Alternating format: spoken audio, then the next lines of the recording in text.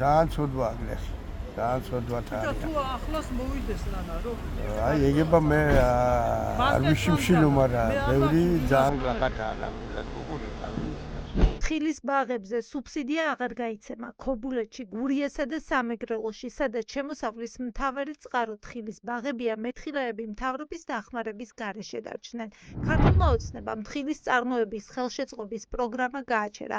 ასევე აჭარაშია შეჩერებული მიწის დამუშავების პროგრამაც.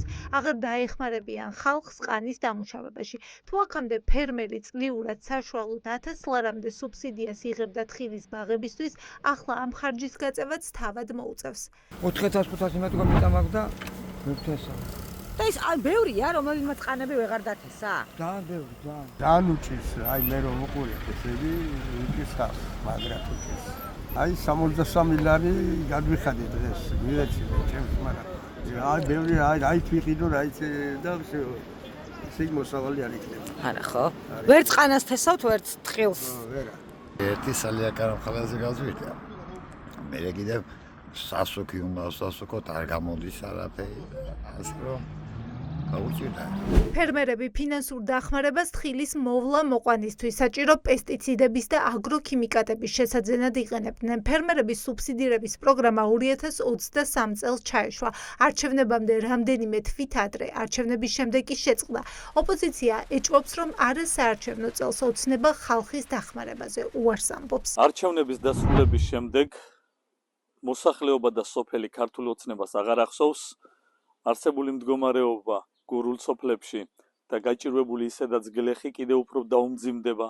მდგომარეობა ამ პროგრამის გაჩერებით მოგეხსენებათ ნავთობპროდუქტებზეც ფასი გაძვირებულია, ეს გამოიწვევს ასობით ჰექტარ დაუმუშავებელი მიწას მოსავლის შემცირებას. ჰექტარზე გაანგარიშებით 500 ლარს აძლევდნენ ფერმერს. როგორც კი დასრულდა არჩევნები, გულისხმობდნენ საპარლამენტო არჩევნებს და თვითმმართველობის არჩევნებს, ქართულმა ოცნებამ ის მისაღები მოსავალი პოლიტიკური ხმები მიიღო და დაამთავრა პროგრამა.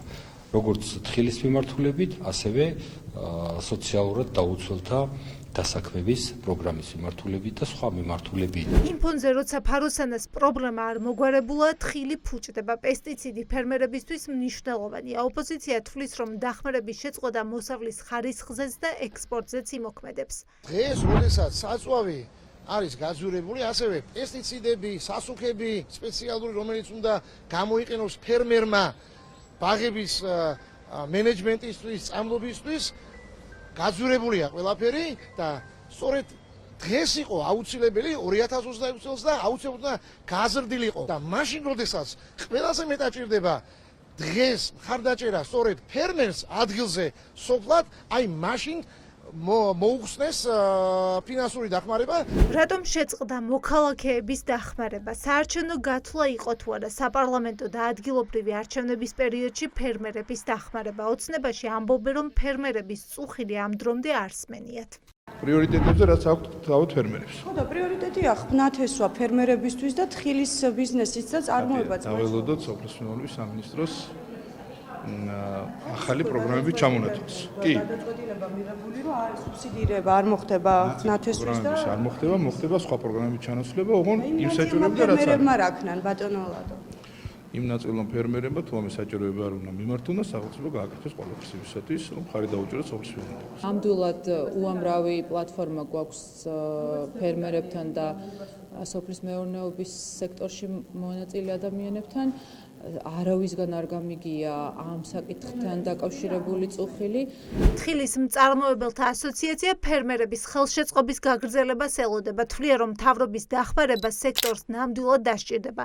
სოფლის მეურნეობის სამინისტროში კი განმარტავენ, რომ თხილის პროგრამა წელს აღარ იქნება, თუმცა ანონსებენ, რომ სხვა პროგრამები ჩაეშვება ფერმერების დასახმარებლად. კონკრეტულად რა იგულისხმება ჯერჯერობით უცნობია. დაახლოებით 60 მილიონის ინვესტიცია მოხდა თხილის სექტორში და ფერმერების პირდაპირ ფერმერების ჯიბეებში, ესე ვთქვათ, ჩაიდო ეს თანხები. წელს არ გაგრძელდა სუბსიდირების პროგრამა, თუმცა იმედი გვაქვს, რომ რაღაც სხვა ფორმით მთავრობა მოძებნის უფრო ეფექტურ, უფრო სწორ მოდელს, რომ დაეხმაროს ფერმერებს. აუცილებლად საჭიროა ბუნებრივია სექტორის მხარდაჭერა, კონკურენტული გარემო გვაქვს თურქეთის ბაზარზე, ხდება ბაზრის სტიმულირება, ევროპელები ახდენენ სექტორის სტიმულირებას და ჩვენთვის არ არის მარტივი პოზიციონირება ამ პირობებში. აუცილებელია მოსავლიანობის გაზრდა, რაც ბუნებრივია გამოიწვევს როგორც ხარისხის, ასევე რაოდენობის ზრდას პროდუქციის. ქართული თხილი ძირითადად ევროკავშირის წევრ ქვეყნებში იყიდება. ექსპორტი ყოველწლიურად მზარდია.